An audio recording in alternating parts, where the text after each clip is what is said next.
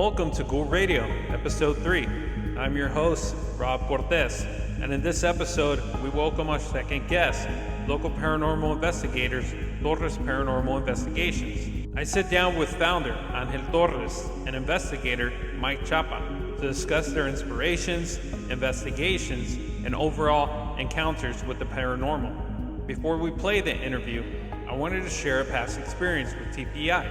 About a year ago, they invited me to several of their investigations, and although I'm a skeptic, I admired their passion and dedication to helping others when their clients were experiencing paranormal occurrences.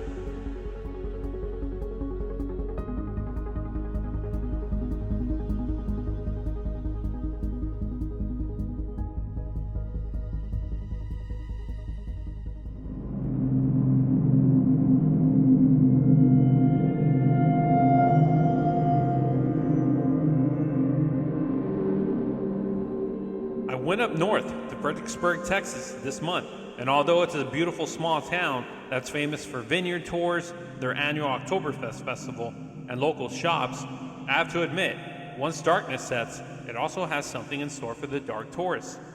I went on a ghost tour and found out that the small city has a paranormal linked history. I have a couple of stories from that ghost tour that I would like to share with you.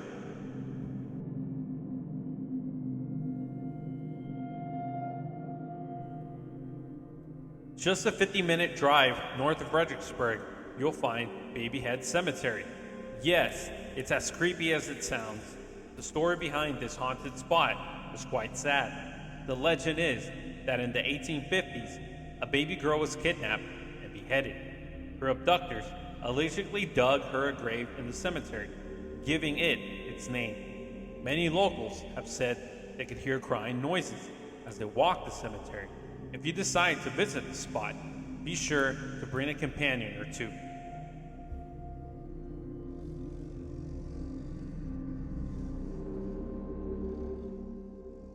And now, TPI.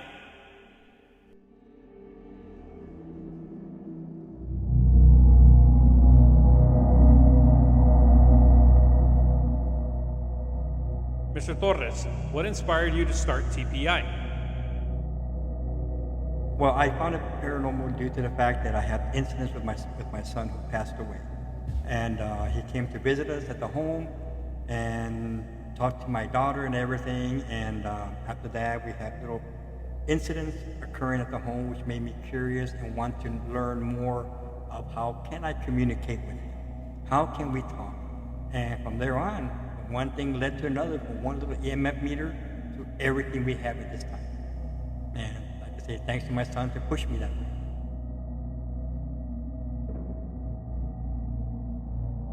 Mike, how did you get started with TPI? Well, I met Mr. Torres at work, and I saw what he was doing, and they were going to do investigations. And after a while, I was drawn more into it, so I started, going with the group to do investigations.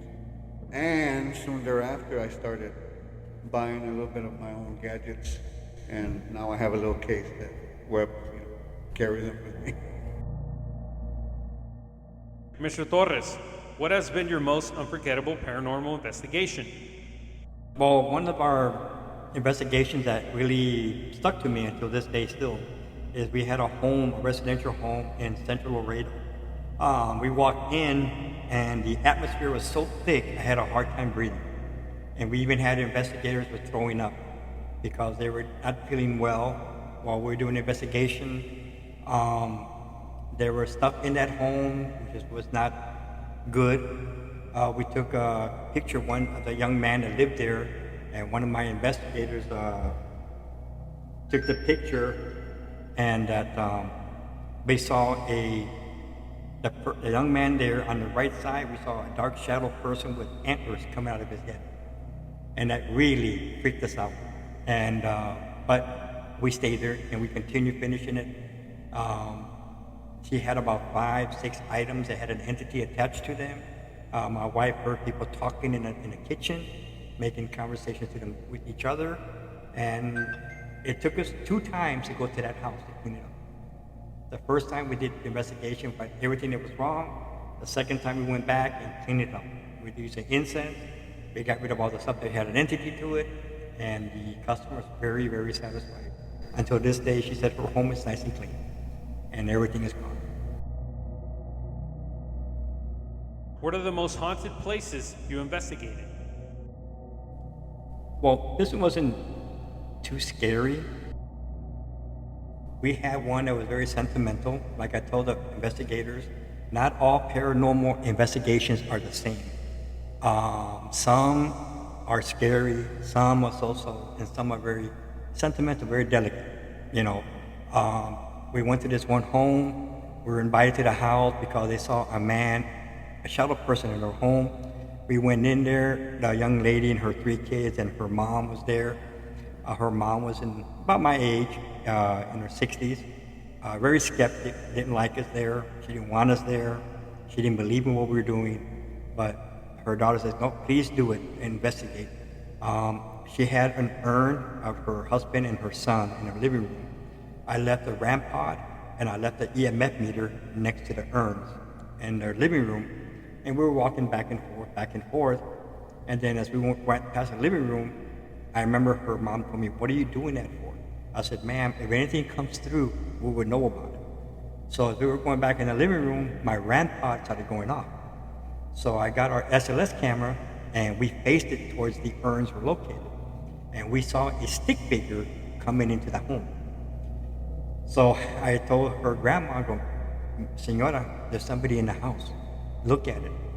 So she went right to him, to the stick figure by the urns, and she stood there and she put her right arm out, and the stick figure put his arm out over hers.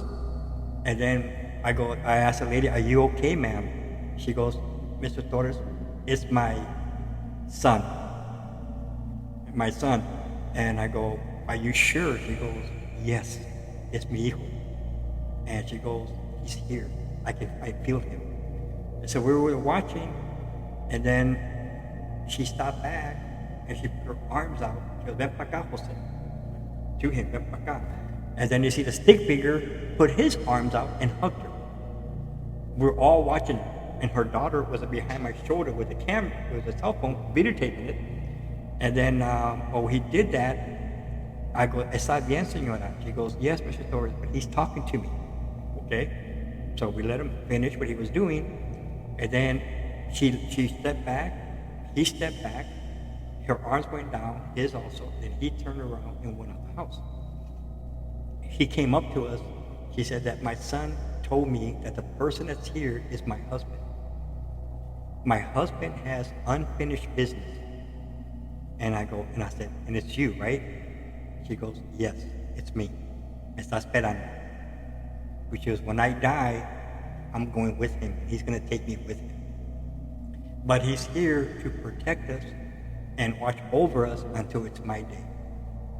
Because what my husband told me when he died, no te quiero mirar con otro viejo.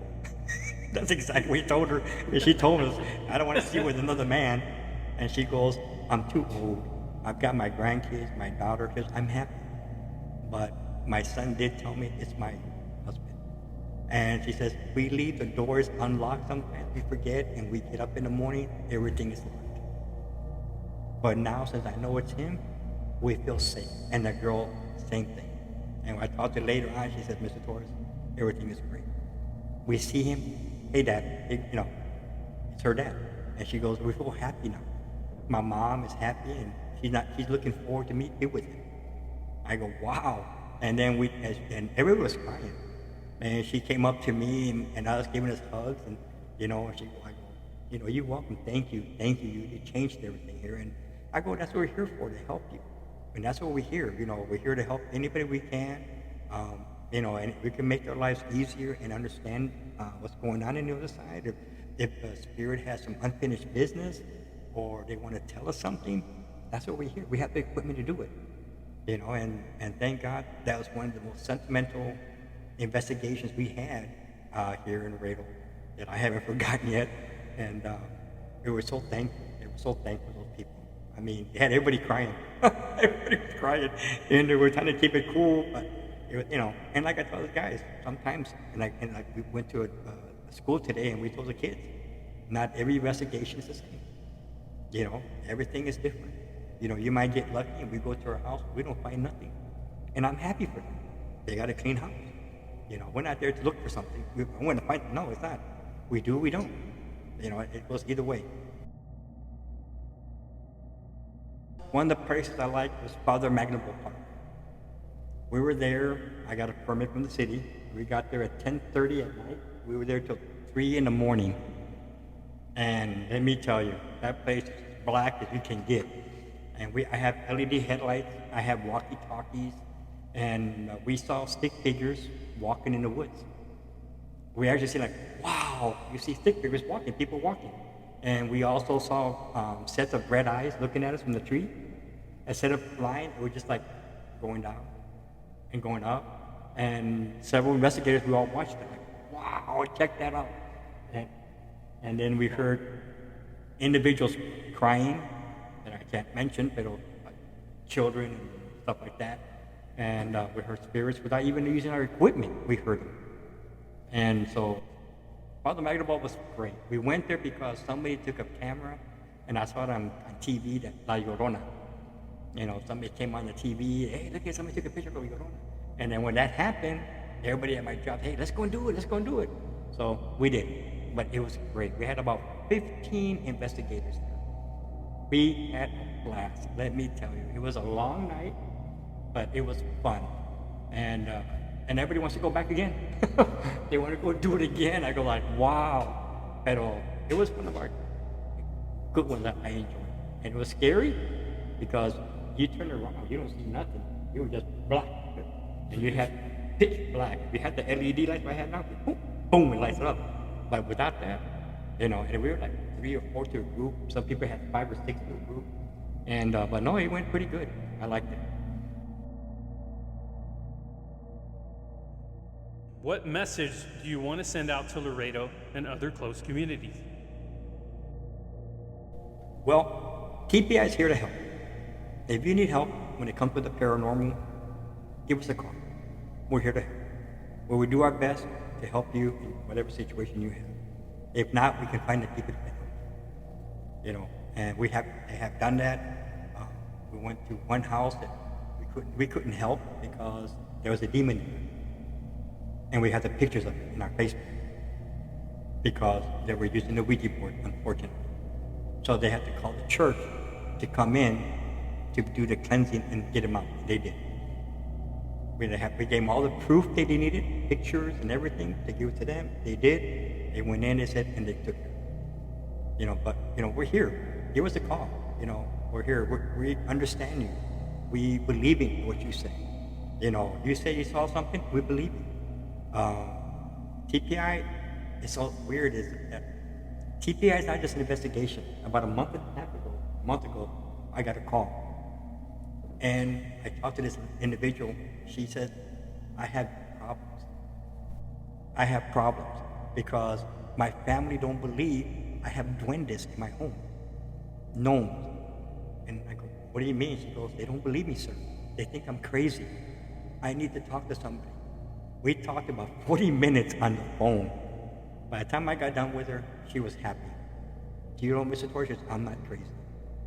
She goes, and I asked her, there's got to be something at your house that you're attracting gnomes to your home. What do you have? And then she tells me she has about 15 statues of gnomes in her yard. In her front, and about 10 or 12 in her back of their house. I go, what you're doing is you're making them feel home, make them feel friendly, make that you want it. And she says, and besides gnomes, I have seen fairies. She said she's seen fairies in her backyard. And she goes, but after talking to you, Mr. Torres, she goes, I'm not crazy. It is true. I go, yes, ma'am. I go, anytime you want us to do an investigation at your house looking for gnomes and fairies, be my guest, call me. We'd be more than happy to do it. But like I told her, I said, you're not crazy, you're 100% normal. So don't let nobody tell you you're crazy.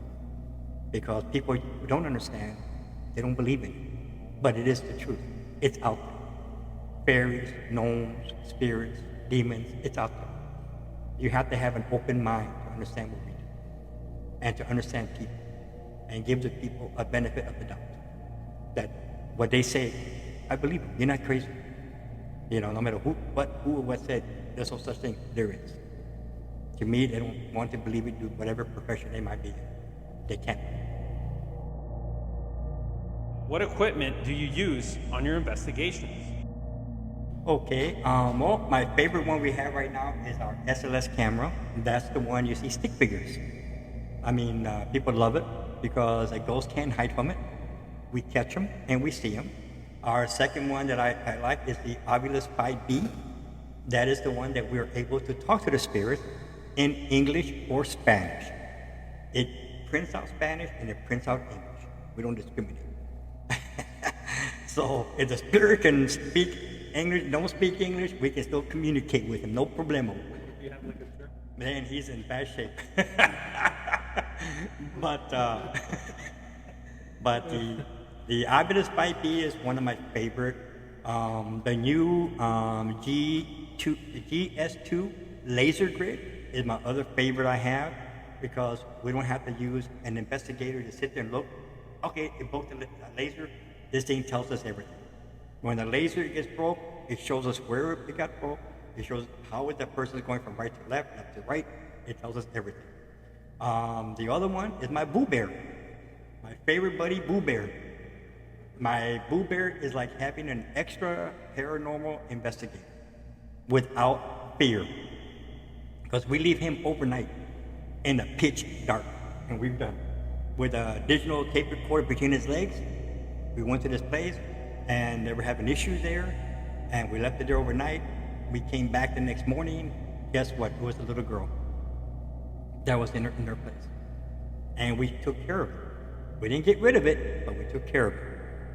She's still there, but she's not being a mischief and causing problems for the people that work there. Besides my Boo Bear, my EMF meter, I like my EMF meter, which detects pure energy. And my FLIR gun, my FLIR camera, that's great. Let me tell you, we just did a high school last week, and I was just playing around with it, and there was a student with me. I go, look, this is what he does. And we caught a person. And I go, oh, I clicked it real quick, real fast. We saw it, and that girl caught it. She goes, sir, there's somebody standing there. Oh, no, it's okay, it's nothing. Because I didn't want to get him scared because it was at school. I go, no, it's nothing, but my infrared FLIR gun is great. I like using it. It's one of our good tools. We have a little bit of, pretty much, I have my full spectrum night vision camcorders that we use. I have digital recorders. I got my Rampod. What else? I got, what else? Oh, my cat balls. They're the ones we use them. We put them out here, and he's got his cat balls too. And we just put it, anything that moves it, it makes some weird noises and some real stuff on it, and just anything touches it, lets us know there's something there. And it worked good today. Yeah. It worked. Type of energy that gets close to it. Yes. It'll set off the light. And at the school today, they were going off like crazy. It was going off left and right. And we caught 2 entities there on the SLS10. And yeah, and like a Rampart, we use it the same way. We just put it in a hallway, and there it is. So yeah, we have a lot of great devices. I mean, we love it. We have walkie-talkies, LED lights, all of that stuff, and anything that can help us. And there's still more I want to purchase. I'm not done yet. I want to have enough equipment where I can have 2 teams, one here, one there, with all identical equipment, SLS cameras, everything, same, so we can cover more area. In your investigations, how do you tell the difference between a demon or a ghost? Well, I've only had 2 experiences like that. We had the one from the demon that we caught in that person's bedroom because we saw the picture. We have the picture. And then the other one we caught when a young man was walking away with antlers coming out of his head. That is not a ghost. That is an evil spirit that's with him because he was not a good person. And between a regular ghost spirit, we communicate with them. They talk to us. We have full respect for them. And when it comes to the demons and others like that, is when I tell the customers they need to call the church. Do not want to get into that yet at this time, but for right now, call the church and have them come and do a blessing. You got the proof to prove it. If it's a ghost or spirit, we can deal with that. One thing I do tell the investigators is respect for respect. I mean, I don't allow anybody to be disrespectful to a spirit. We're not here to hurt them or cause problems. We're here to help them. And majority of all the time we've helped all the spirits. They tell us they have unfinished business. They tell us that, well, this is what this was that, and, you're okay. Then we have clairvoyant investigators with us that can help us also talk to the spirits, can also help them cross over and go into the light. That's what we're here for, and that's what we see. But like between a demon, we've seen 2. I've seen. And that's about all. In my 8 years so far, thank God, I've only seen 2. And that's what I can describe. That's a demon, and this is a spirit. When it's evil to me, is when I'm having a hard time breathing. The atmosphere is thick, and has happened twice to me. You walk in, I'm like, wow, what's going on here? I'm having a difficult time. I know it's nothing good. It's bad. Now we got to be on alert, because now we got to be careful. Do I have holy water? Yes, I do. In case we ever need it. They get us out of there safe. But that's how I can determine if it's good or bad. We've done a lot of hoses, and it's all right, not too bad. But when you're having a hard time breathing and you smell sulfur, like rotten egg, to me, that's a sign it's a demon there. And that's when we're more alert, and I'm more cautious of what we do, and more careful. Have you ever been interested in investigating UAPs, formerly known as UFOs? Honestly, if I had the money to buy me a beautiful telescope and everything, I would. My granddaughter, she loves to see that. We've gone outside and look at that, wow, look at this, look at that. I wouldn't mind. I would love it. If I had the money to buy me a $10,000, $15,000 telescope, where you could put your phone and there it is. You know what I'm saying? I would. That would be interesting. But right now, I don't have the equipment, the money, and we're kind of busy right now with spirits going on here than we are with UFOs. But keeping you busy. I'm not saying that UFOs don't exist. They do exist. And it does fall under the paranormal. Just like duendes and gnomes. They're not ghosts, but they do fall under the paranormal, and that's what we do. Investigate the paranormal. In your travels, have you ever experienced anything paranormal? Outside Laredo, I felt things in Vegas. I'm not gonna lie to you, the hotel. I mean, I just felt like something's here. I can feel it. I can feel when somebody's looking at me. I can feel a presence there. I can pretty much point to you where the present is located. If I go to the room and somebody's here, I can feel him. Where? He's there. He's over there. I cannot see it, but I can feel it and I can direct you to it. But yes, when I've been in Vegas, we go quite a bit. Yes, I have. Yes. You start to feel very pretty much it's the heaviness that you feel anywhere you go, investigate, and you start to feel uncomfortable. As you're approaching the area or the house or the building. Like a bad vibe. Yes. Definitely, yeah. And I felt that before. Mike, what has been your most unforgettable paranormal experience? Unforgettable experience. We did an investigation at my sister-in-law's house at one point, and we came across a stick figure. Mr. Torres had the SLS going, and I got right behind him so I can see on the screen. And Mr. Torres then mentioned, hey, there's the stick figure standing between the kitchen and the living room door, passway. So I went a little bit forward and I just stretched out my hand to see if I could maybe get in contact with it. But nothing. So all of a sudden, I went forward and I did this number. And then Mr. Torres was like, hey, he just waved at you. I was like, really? So I did it the second time. I waved again and he said he waved at you back. Second time. But third time around, I came behind him so I can see the screen, and I did a third wave. And this time I saw the stick figure waved at me. on the third time. So it was 3 times he waved at me. That was one of the unforgettable moments that I'll never forget. Getting a stick figure to wave back. It's kind of crazy, but it did happen, yeah.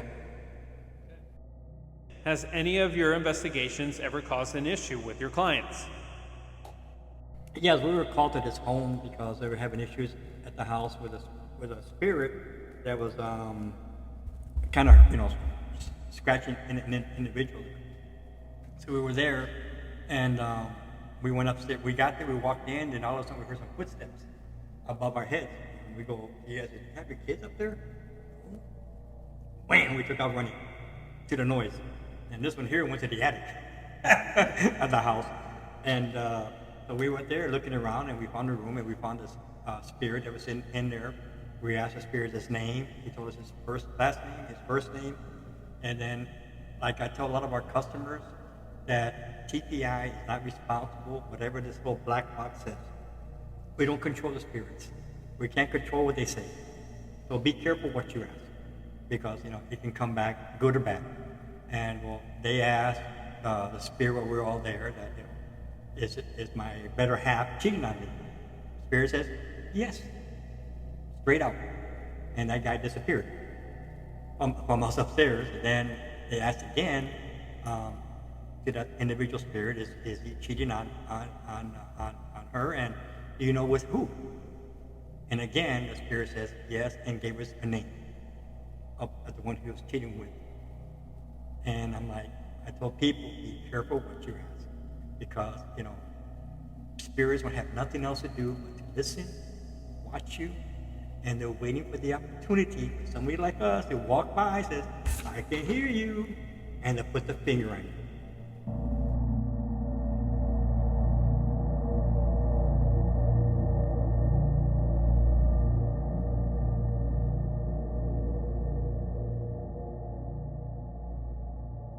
That was our interview with Torres Paranormal Investigations, better known as TPI. It's been a year since I met these guys, and now it's come full circle. They are growing in members, and if you see their Facebook page, they've made several appearances at local schools. These guys do their investigations free of charge, but they take donations. I can't wait to see them again, and hopefully they invite me to another investigation. Before we end this show, this is the last story of episode 3.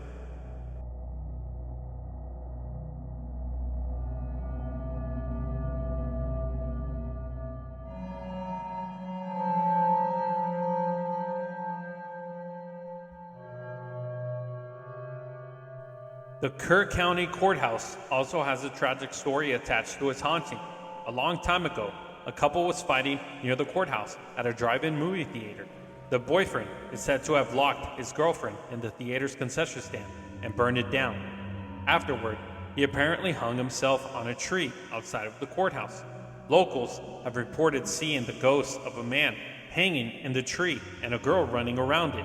Some have said that they could hear the couple arguing nearby.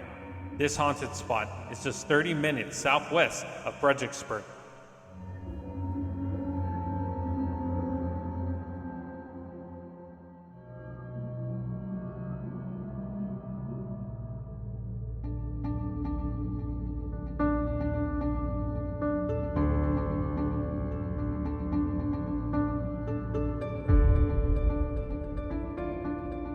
I'd like to thank TPI once again for being part of my show.